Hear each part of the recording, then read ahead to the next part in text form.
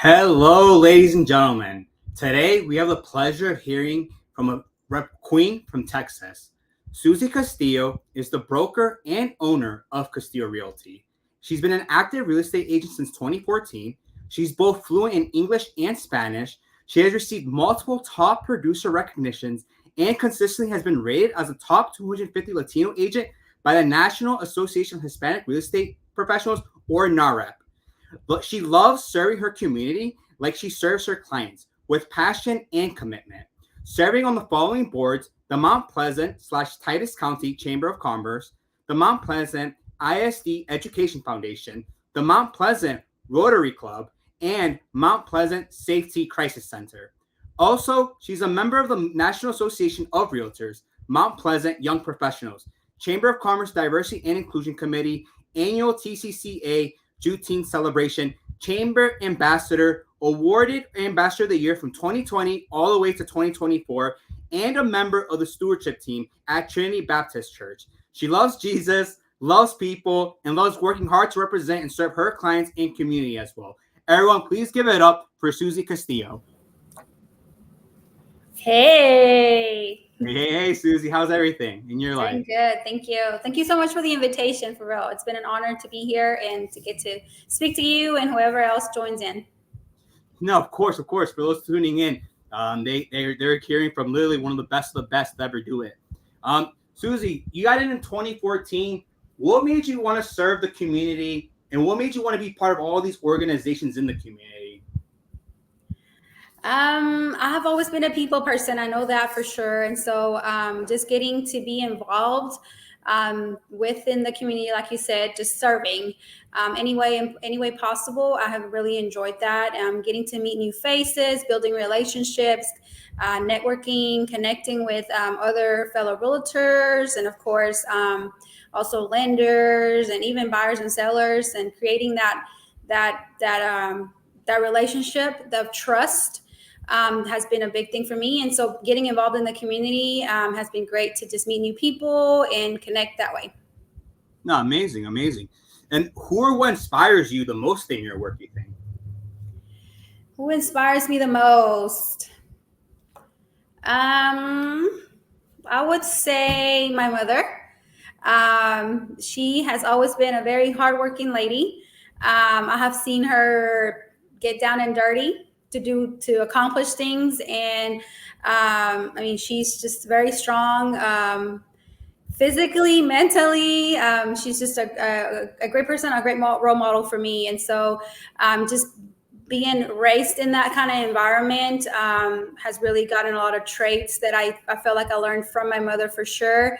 And then just within the real estate community, I have followed a lot of great brokers and realtors through different social media platforms, and just watching them has inspired me to grow and hopefully one day want to be one of those big time realtors or brokers out there. No, amazing. Where did you first start your career, and what made you want to start Castillo Realty? I first started my career in Mount Pleasant, Texas, and I started with a brokerage called Remax down here at the time. It was a very small brokerage because the broker had come from the Dallas area himself, and he just opened a small little kind of boutique brokerage. So it was only like 3-4 agents in the office, maybe. And so when I started with him, I was actually still doing my nursing career. I studied for a registered nurse, and I was doing that. And I was translating for most of the agents down here. Actually, there was not, I'm from Northeast Texas, and there was no real strong bilingual realtor at the time. So I was just helping the agents translate documents, and I started just loving real estate. So I kind of just did it on the side and hidden from anyone else. Actually, at the time, my husband was my boyfriend, and he knew that I was taking my real estate classes. My mom knew I was taking my real estate classes, but that's it. Nobody else knew. And so I just took them kind of just like, I'm like, well, I'll just take these classes. If I pass the exam, then I'll tell everybody I'm a realtor now. But if I don't pass, nobody will know. Just my boyfriend at the time, and my mom would know that I didn't pass. But I really, really liked real estate and got more involved, and I dropped nursing, and then I got into it instead. No, I'm glad you have those two people in your corner supporting you, and I'm sure the apple doesn't fall far from the tree from you and your mother. Thank you. Yeah, what legacy do you hope to leave behind through your work? Legacy, I would say now that I open up my own brokerage, I have really loved teaching the new agents that I have in my brokerage now, and being a resource for them. So I would love to be able to, for them as my agents or anyone else, to say, Suzie was always willing to teach, to help. And her legacy was a person of giving that, I feel like in real estate, there's sometimes a lot of competition and jealousy and envious in this real estate world. And I do not like that at all. So I hope that the legacy that I live is one that says, hey, Suzie was always an extra hand, a supportive encouragement, a cheering person, helpful. And so hopefully that's what they remember me as. And just, I think that answered your question, right? Yeah. No, you just from the sound of it, you have a giver's game mentality, which I love. Thank you. If a new agent comes to you now in 2024, and I guess people call it a tough market or a slow market, what piece of advices do you give to them to be successful or be able to execute in this market and in 2025? I would say, for sure, we can never stop learning. So I would say, find someone that you trust, that you could ask as many questions as possible. Make sure that you know your information. So I have people calling me and telling me, Suzie, can I job shadow you? They haven't even started taking real estate classes. They haven't even taken their exam.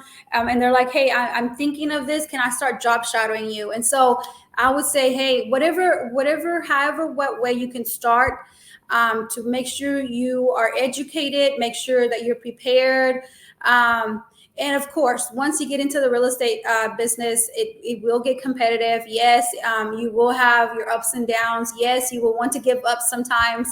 But like I said, if you find the great resource for a person that someone or a brokerage or another fellow realtor that is willing to help, make sure you always keep yourself educated. Learn, ask questions, always ask questions. I even tell that to my clients. Sometimes they call and they're like, Suzie, I'm sorry, I'm asking so many questions. And I'm like, no, there's never so many questions. There's never a wrong question. There's never I feel guilty for asking this question.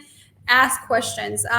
Me coming from a Latino family, my parents didn't know the language, English language, when they came as immigrants here to the United States. And so I remember going to stores with them, doctor appointments, and they didn't understand what they were saying. They would just nod their head, or they would just say, okay, where do I sign? And they would just sign, And so I remember them never really fully knowing what they were doing. And even when they purchased their house, I was at the university at the time when they first purchased their first house. So I wasn't here with them, and I wasn't even thinking about real estate at the time neither. But anyways, they purchased their first house. And now that I'm in real estate, I've asked them, like, did your realtor ever tell you that this was your right to do that, to have an inspection? Or, did you question this part? And they were like, no, well, we didn't know English at the time. So we just signed. And so I would always say, to a new realtor, never feel bad for asking a question, always. And if you're in the business where you're asking a question and you're annoying the other person, or the other person doesn't want to help you, then I would say you're in the wrong brokerage, or you're with the wrong team, because you should be able to have a support system and a brokerage that has resources for you as a new agent. Wow, that's amazing. Yeah, everyone get an apprenticeship from Suzie. She literally will guide. She will literally take you under her wing and guide you step by step. Can you share with the people like a story behind your most memorable success or memorable failure that really stuck out with you? I would say memorable success. When I purchased my first house, when I got in real estate, actually, I was renting. So it was funny because the first maybe 2 years, I was out there showing houses and, getting people to buy a property, and I was renting myself. And I would be like, hey, it's great to be a homeowner. Make sure you're a homeowner. It's nothing like owning your own house instead of renting. But then I was renting. So it was like I was telling them to buy a house, and I was actually the realtor that was renting myself. And so me being able to buy my own house and being my own realtor at the time for my purchase of my house was a huge accomplishment. And I felt like I can finally buy my own house and actually know what my clients are going through whenever they're buying their houses. So I felt like I experienced it myself. And on my purchase of my house, I had a lot of hardships. My credit wasn't the best at the time. I had to get a co-signer, someone to help me out to be able to buy the house for me to be able to buy my house. I had a lot of different issues that came up in my own process. So when I was buying my house and I finally bought my house, I was like, wow, now I understand my clients better. I definitely know what they go through whenever they're the issues that come up that might arise on the process, or how hard it is to even pick the house that you like. The feelings of being anxious to go ahead and go buy that new furniture, go buy that fridge, go buy that washer and dryer. So I for sure being able to buy my own house after being a realtor for 2 years and telling people to buy, and I was renting, I felt like that was a great accomplishment that I was able to do at the time. Nah, kudos to you for being vulnerable and transparent of your story. I'm sure, the buying process is like an emotional roller coaster almost. Yes. And do you have a failure story that sticks out with you by chance that you want to share with the people, or no? Yeah, I don't know if I want to be that vulnerable. All right, no worries at all. But I'm sure, as anybody, real estate has a lot of up and downs. There's a lot of downs. I can tell you that I can count more times that I've cried and I have said, I'm giving up. I don't want to do real estate anymore. People are not appreciative. People are not grateful. And there's many times that I've said, like, I quit. So yeah, there's definitely a lot of downs. Whoa. Yeah, I'm sure I'm sure you're not alone, Suzie. Anyone, it's funny how perception can be a reality. Like you said, like you see something, but you really don't know the story behind it. For sure. You only see the highlight reel almost. Right. You don't know what happens behind the scenes. Yeah. If you could change one thing about the industry, though, what would it be and why? If I could change one thing about the industry, I would say for sure the competitiveness. I had a deal right now with an agent. I was in Tyler, Texas, and when we started talking, I said, "Hey, I'm submitting an offer for you for your listing that you have," and I don't know if he just. I don't know. I really do not. Really, honestly, to this point, I don't know what happened. But he started being really rude and very like if I was competing against him or if I was just, I don't know. So I remember his text messages, and I was just like, maybe I'm just reading the text messages wrong, because the text message, you can misinterpret it. You can think that person's being rude over the other side of the phone, but they might not be rude. So I was like, you know what? I'm just going to call him. So I called him and I said, hey, first of all, I want to apologize if I'm misinterpreting your text messages, but it seems like you're being a little rude or a little bit, I don't know, just I'm not getting a really good vibe, and it's just a text message. Mm-hmm. But I would love to clear the air. And I'm like, I feel like in real estate, there's a lot of misconception that, this is my buyer, this is your seller, we are working against each other. And I feel like I wish if we would all get along and find and make sure that we know we're working as a team. And so that's what I told him. I said, hey, at the end of the day, we'll work as a team. You represent the seller, I represent the buyer, yes, but we both want to make sure we get the sale done. We both want to make sure we represent our clients, our individual parties correct, but we work as a team. So whatever I can do to help you on your side, let me know. And if I can help, and if you need help on my end, let me know. Like, we are a team here. So I wish that we could change that in the industry where, like, hey, because you work for Keller Williams and I work for Remax, or because you work for, this brokerage and you're not part of my team, like, or my brokerage, like, we have to compete against each other, or we have to be jealous with each other, or, I'm like, oh, I wish we would, my mom has always had a saying, the sun comes out for all of us. So there's enough business for all of us. I mean, you have buyers, I have buyers, you have sellers, I have sellers. we should be able to get along. And I feel like there's a lot of in this industry where people are like very competitive, and I wish that there was not that. I feel like myself, I'm competitive with myself. I set myself goals. I tell myself, hey, this year I want to be able to sell a $1 million sales, and that's me. That's my personal goal that I want to set for myself. Or like last year, I sold 103 houses or 303 properties, and I had put the goal for I wanted to sell 100 properties. So me going 103, I was like, man, I made my own goal and I surpassed my own goal. But that's me. I'm competing against myself. I'm not competing with any other agent, any other brokerage, And I wish in the industry we could change that for sure. Yeah, no, I'm sure. Yeah. Sometimes you do see some people dance with manias. They just have their bad habits or their own egos. Like it's almost like you're getting into a pissing contest with them.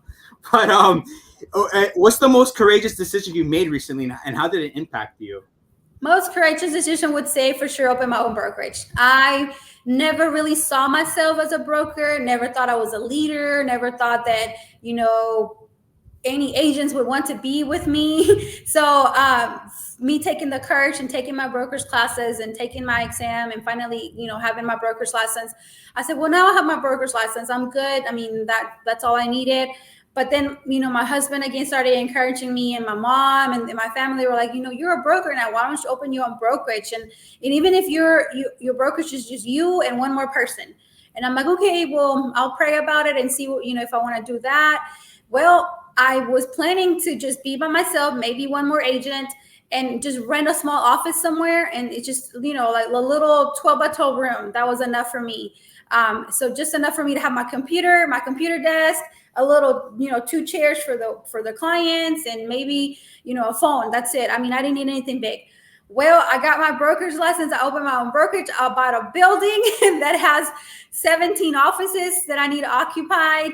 It's sitting on 1 acre of land, so I have a huge lot that I can use, and so anyways, just taking that courage to do that. So I feel like that's been the most courageous thing I've done, and praise God, since I started and opened, I just opened in March of this year, 2024, and I have 8 agents right now with me. And so I'm just like, wow, like taking that step was hard, but now seeing that step actually has taken me to be able to grow more has been really a courageous thing for me, and a proud moment for me for sure.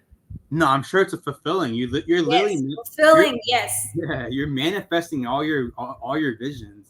And where do you want to take it for the next 5 to 10 years? I actually had an agent that I interviewed yesterday. She wants to switch brokerages, and so she came for an interview with me, and she asked me that she had a list of great questions. I was like, whoa, you're prepared. That's amazing. So anyways, I really applauded her for that. But one of her questions was, Suzie, do you plan to continue growing the team, or do you have a max limit? Like, I don't want to take more than 10 agents and I'll be done. And so I told her, I said, really? I hadn't even planted that in myself. Like, Suzie, do you want to grow to be a multi-million-dollar brokerage, or do you want to be like a boutique brokerage where you only have, up to 5, 6 agents or whatever? So I really hadn't planted that question to myself. But whenever I answered it to her, I told her, I said, I feel I'm prepared. If I'm not prepared though to continue the growth of the brokerage, and I end up with 20, 50 agents, and I feel like it's being too much for me, then I feel like that would be something that I would have to come back to myself and ask myself, Suzie, what's the next step? Do you need to get, assistance? Do you need to hire more people? Somebody that take over the whole marketing for you? Someone that helps with just the administration part of the agents and the administration part of the office and stuff like that. So I feel like I have no limit right now. The sky's the limit. So let's see where it takes me. If I end up hiring more agents and I end up being a big brokerage, or I end up staying in a small brokerage and I just don't hire any more agents. But for now, I feel like the sky is the limit. Let's see where it takes me. Hey, only time will tell, Suzie. Only time will tell. And how do you find the work-life balance, juggling all that? Juggling your personal business, juggling your team, juggling your love life, and then juggling your personal life. Between all that. I feel like I learned some of that when I was I've been a realtor for 10 years. And so through the 10 years, I really have learned to set my phone down, to say, no, I'm not available for a weekend showing, or sharing, like now that I'm a broker, making sure that I can share my business and say, hey, this client wants to see 5 houses on Saturday. I'm not available this Saturday. Can you go ahead and take over it? So being able to not try to say like I can take it all, like bring it all for me, and I'm going to be able to accomplish this, because yes, I need to take care of myself. I do need to make sure I'm eating right. I got to make sure I'm getting my 8 hours of sleep. I got to make sure I'm taking care of myself so that I can be 100% available for the agents, for my clients. So I feel like it's a learning process where you learn to have to put your phone down. You have to say no to some appointments. You have to say no to some weekends, so you can actually enjoy your personal life. You can enjoy your spouse if you're married. You can enjoy your family get-togethers, birthday parties. Making sure you're able to balance it all out. I think it's a learning process, and you will, especially starting in the business, there will be sometimes where you feel like you have no free time. People have a misconception that real estate, you do your own schedule. So if you don't want to show, you don't show. And if you don't want to have appointments, you don't have appointments. Yeah, that is true. But you also have to be available. And some clients don't get off and work until 6, and you have to show after 6. Or they only have, they're only available over the weekend. So you have to be open for them every weekend. So yeah, I mean, you can set up your own schedule, but at the same time, you have to be also available to the schedule of your clients. So I feel like I said, it's a learning process. And like I said, starting, you might not have any free time, but you for sure will learn to juggle it all together and make sure you set up some time for yourself. No, you gotta treat yourself. And how do you handle criticism or negative feedback about your work if that's ever occurred? I think there is negative people out there and criticism everywhere. I feel like in any business, and like I told you earlier, the many times that I have cried about this within real estate, one of the times was that I really had a client go to Facebook and share some very negative feedback on Facebook. And it really hurt me, because I was like, well, I wish this client would have picked up the phone and talked to me and tell me, Suzie, this is what I don't like. This is what happened. This is, and we could have talked it out and be more a person to person thing. So I feel like once that episode happened, I learned, hey, there's criticism everywhere. Just take in the good stuff and discard the bad things.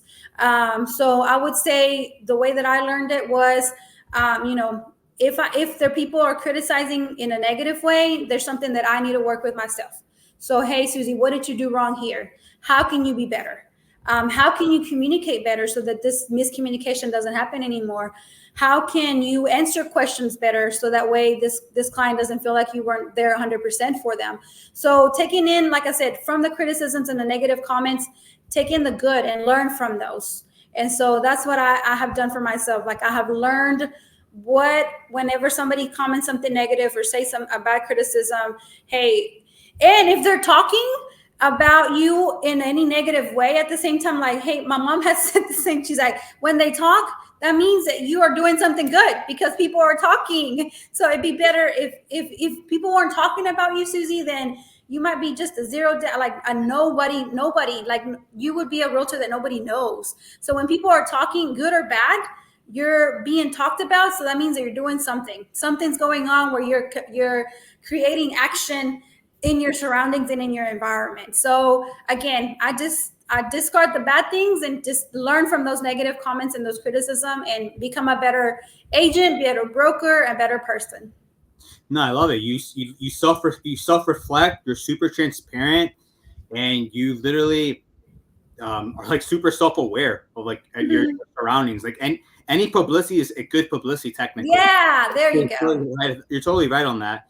And what's the next big thing we should expect in the state, including what's happening in August? Like, do you think how are you coaching your team to make sure that buyer agreement's signed before showing a property? Yeah, for sure. We're already doing it now.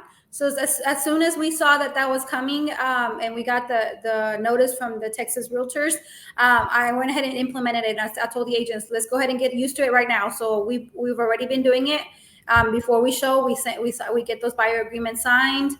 Right now, the compensation between brokers and brokers, we're already sending those in as well with our contracts. So we're already implementing stuff like, I mean, we as soon as we got the announcement, we started doing it in the brokerage so we could get used to it. Why wait until August 17th? Just go ahead and get it done. So we're already doing that. And of course, in my brokerage, we do have a monthly meeting. So in the monthly meetings, I always bring a guest speaker in this for the month of August. We have our monthly meetings every first Wednesday of the month. And so this Wednesday, the first Wednesday of August, we're bringing in a real estate attorney. And the real estate attorney is going to, make sure he's our guest speaker to explain to us what we need to make sure we're covered and how we need to better cover ourselves and cover our clients for sure too. So that's what I'm prepared for. I'm excited to have this real estate agent come to our office and explain to us the legal part of the stuff. But no, I'm already implementing that right now. Let's get used to it already. No, you're 3 steps ahead of the curve. And you're literally, you're iron sharpens iron. You're literally honing and mastering your craft, not just for yourself, but your team also. Yeah, for sure. If you could eat with one historical figure, who would it be and why? Historical figure. I would love to sit down and eat with any of the presidents. Any of the historical presidents. I would love that. Since I'm from Texas, I would love George Bush. Junior one or the senior? Oh, I would say the junior. Yeah, he's a funny the senior. The senior was historic. He did a lot of great things, but I would love to learn from the junior because there's a lot of things that was my generation, growing up. So yeah. No, it makes total sense. He's a funny guy. Some of the stuff when you hear what he says is kind of funny. What's the biggest misconception people have about real estate in today's world, in 2024? You think? The misconception I think would be, especially right now that the whole lawsuit that happened, that realtors don't do nothing. Like realtors just get paid a high commission. And I'm like, no, we work day and night. We, I've seen a little on Instagram, a reel that show like a realtor is not just a realtor. A realtor can be a counselor, a therapist, an inspector, like we represent we encompass so many things. So I'm like, such a misconception that we just sit here on the desk and just fill in a contract and just get paid. And I'm like, oh my gosh, no, not at all. We have to go meet an inspector and open the door for him, or, negotiate all those inspection repairs, or call a surveyor to come do this. And I had one right now that a surveyor went out there and put the wrong stakes. And I'm like, oh, you did the wrong stakes. So I have to go out there again and show him where to put the right stakes. And so anyways, no, that's such a misconception that all we do is sit on the computer, write up contracts and get paid. And I'm like, nope, that's not it at all. Is there anything else that's misunderstood, you think, about being an agent or being a broker? That is misunderstood? Yeah, from the people.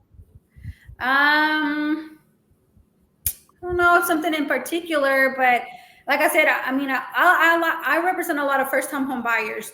So a lot of them, I have to educate them on the process itself. So like, where to start. Like, I feel like they don't even understand that.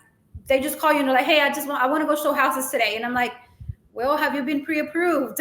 What is your budget? What's the max that you can shop for? And so I feel like they don't understand that as a realtor, it's easy for them and easier for us if we know we can only show you max a $500,000 house or a max a $200,000 house. I feel like they don't understand that process where it's easiest and best for us when you're pre-approved. That way we all are on the same page. We all know what your limit is, what we can see, what we cannot.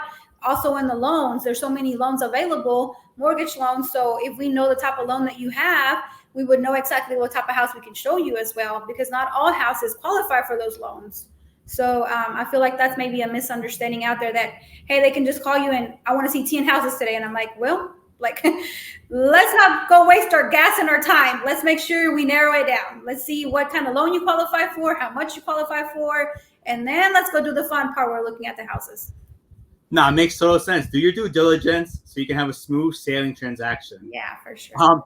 But how do you explain to a first-time home buyer, Suzie? They want to wait for rates to drop. But what they don't know is, what most people don't know is, their wage growth is only 2 to 3% a year. The home that they like, it actually goes up 5 to 6 every year due to inflation. And if rates go down, the price goes higher. And not just that, there's more competition.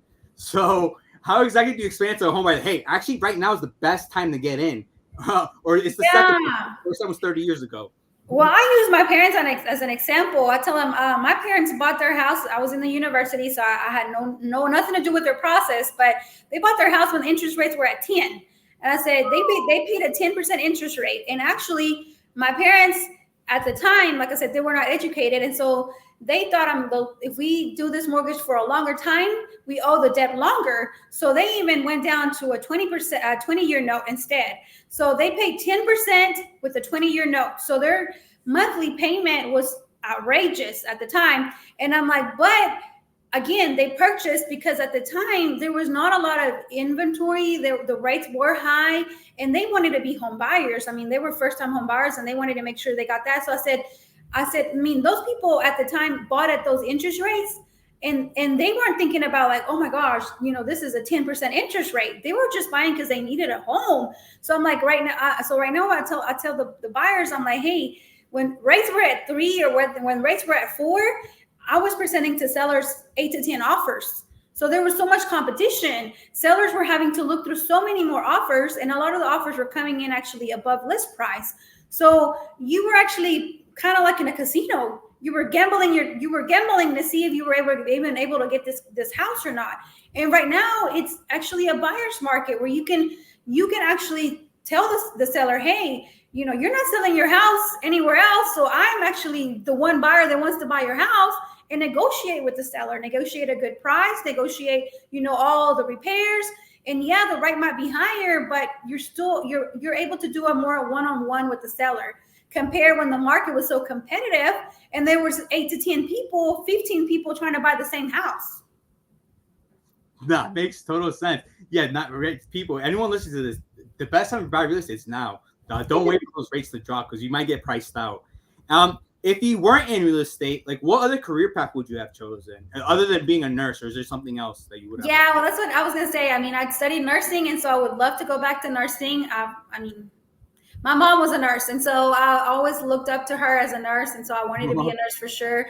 But if it wasn't nursing, I would love social work. I would love to be a social worker. Social workers, I feel, have a heart to help people. They could be at a school and they help the students, especially like the low-income students, help them with, their clothing or their dental or eye vision doctors and stuff like that. So a social worker at a school, a social worker at a hospital, where they help you pay those big old medical bills and find resources for you for education and resources for finance and stuff like that. There's social workers actually in prisons too. And so I feel like there's such an environment for social workers. And for me, the social workers are those people that have a heart to give and to serve. And so I would love nursing, social worker, but I'm a real estate agent now, so I'm stuck with real estate for now.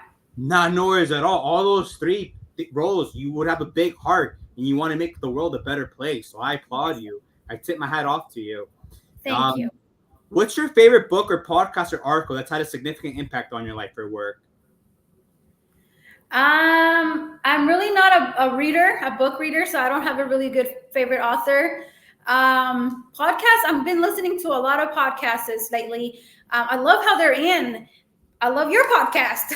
So, but anyways, I listen to a lot of podcasts on the business side. So like how to run a really good business. And there's a lot of great podcasts out there. So I've been listening to those. I am a Christian, so I love going to my small group and reading my Bible. My Bible has so many highlights everywhere, notes written everywhere. And so that will be my favorite book, I would say. But anyway, so I do love listening to business related podcasts. And then, of course, like I said, going to my my small groups at church, which I'm supposed to be headed to one in 30 minutes. Okay, we'll try to wrap this up. No problem.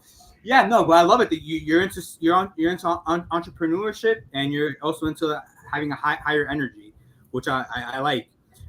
What's your take on the future of real estate? Do you think we'll be entering contracts with blockchain in the future, or do you think we'll always stick to these same contracts that we're writing right now?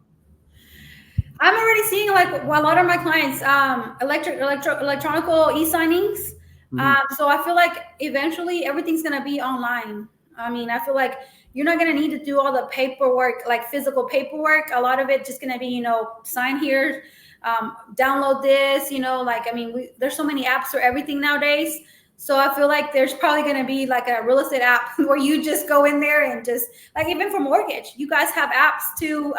Mortgage lenders, that they have the loan application through the app and stuff like that. So I feel like it would be a lot of technology changes in the future for sure, where everything's going to be more online, technical type instead of like, I'm meeting the person, a person. Well, I feel like even you would have to still meet a person because they, you have to physically show the house, which even during the COVID years, I remember there was a lot of virtual shopping.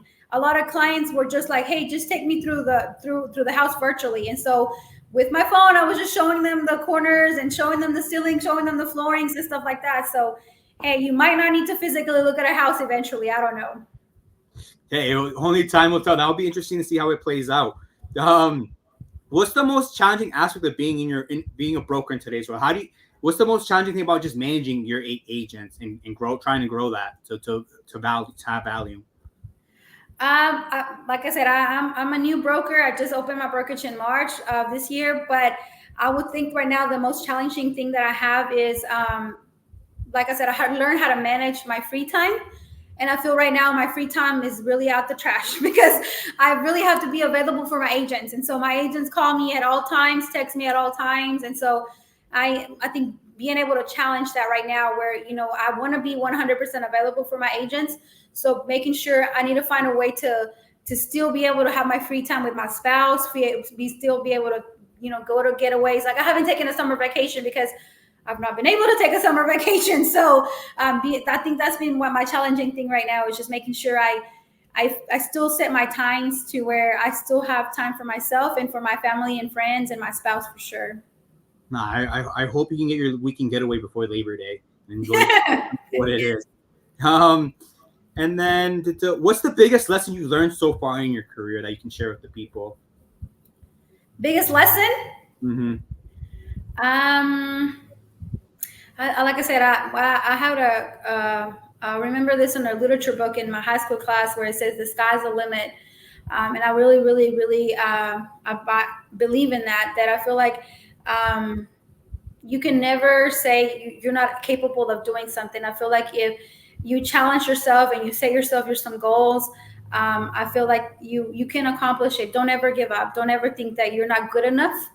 Don't ever think that, nobody will choose you as a realtor or, when I opened my brokerage, I didn't think I would have agents that want to come be brokerage with me. And now I have 8 agents. So I feel like that's, a learning lesson. Make sure you always, the sky's the limit.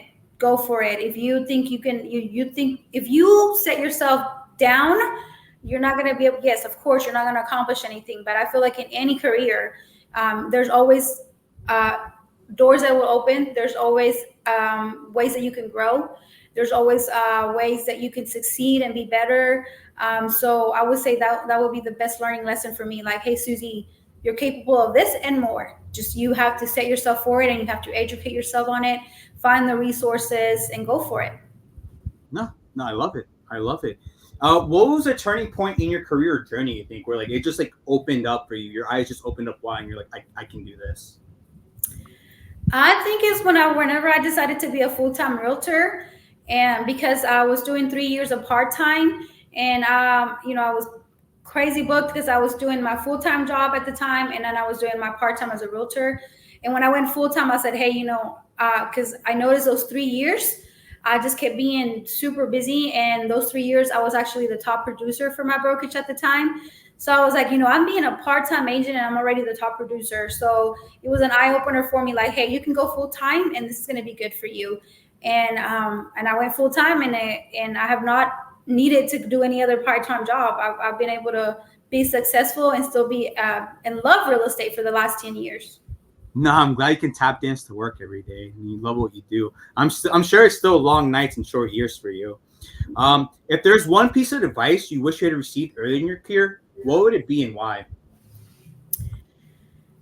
I would say, like I said, finding resources. I feel like when I signed up for the first brokerage that I was with, I was nervous and I was shy and I was scared. So I didn't ask questions, and I just, I learned from mistakes. I learned from rude agents that didn't want to help. So I feel like I wish I would have learned, I would have known that, hey, there's a lot of resources. Texas Real Estate website has a lot of resources for us. Real estate class schools. I mean, you have to take your minimal hours to get your license, but there's always a lot more classes that you can learn for a new construction contract or for land contracts, or, resources of, I just recently took a class for senior citizens. There's a lot of senior citizens that are misrepresented. And I'm like, well, I want to learn how to be better represent a senior citizen. And so anyways, I feel like, me not knowing at the time that there was a lot of resources in being able to ask questions. That's what I tell my clients, don't ever feel sorry to ask a question. And my agents the same way. Don't ever feel like, Suzie, I'm bombarding you with questions. I feel like there's always something we learn every day. No, amen to that. Ladies and gentlemen, never stop learning. Always continues to learn. And before I let you go, Suzie, I got one more question for you. When I'm really old, I'm gonna watch this. What's one advice you want to leave with me? My favorite verse, it's Jeremiah 29:11. It says, "For I know the plans I have for you, declares the Lord, plans to prosper you and plans for good." So I would say, always trust God that He knows the best plans for you. He does not have bad plans for you. We make our life hard. We make the wrong decisions. We're the ones that make the mistakes. But God's plans for us are always for good. And so I would say, always remember Jeremiah 29:11. God has good plans for us all the time. No, amen to that again. Do you have any last words, comments, or thoughts for the people listening to you right now? Like I said earlier, don't give up. Your first 2 years might be hard. You might not be getting any clients at all. You might feel like you're just, nobody knows you. Nobody's calling you. Don't give up. The first 2 years, it might be a little hard because you have to get your feet wet. You have to, keep learning. You have to find a good person you can be your resource, you can job shadow. I tell agents, hey, you might not have any listings right now, so use my listings. Go market yourself with my listings. Go do open houses at my listings. Go do flyers for my listings and go share them at your church or go share them at your school. Tell your kids, take these flyers out there. I would say, like I said, don't give up and don't be shy to ask questions. Always continue learning, educate yourself, find resources. Another good advice, I guess, make sure you do set yourself some time for yourself and your spouse and your family, and learn that, one thing that I would have loved to learn from my beginning years, from your commission, save a little. Always put a little to the side. Don't think like, oh, I just got a big commission, I'm going to go buy me a new car. I'm going to go buy me all this nice suits, and I'm going to go buy me, all these banners. And, always put some money aside. Always, always, always try to save enough money so you can pay your taxes at the end of the year anyways. But also for any emergencies, maybe 1 month you only sell 1 or 2 houses, and the next month you don't sell any houses at all. So make sure when you do get that commission, save a little part. Always make sure you have enough. And I've learned that from my dad. He's like, always have a plan B. Don't ever just depend on your plan A. So yeah. No, thank you, Suzie. It was a true honor and pleasure to have you on my podcast. Ladies and gentlemen, Google Suzie Castillo in 10 years and watch how big her team is and watch how much value she does. She is literally going to crush it. She is literally a queen of real estate in the state of Texas. Suzie, I thank you for your time. Thank you. Thank you so much. Really appreciate it. Of course, of course.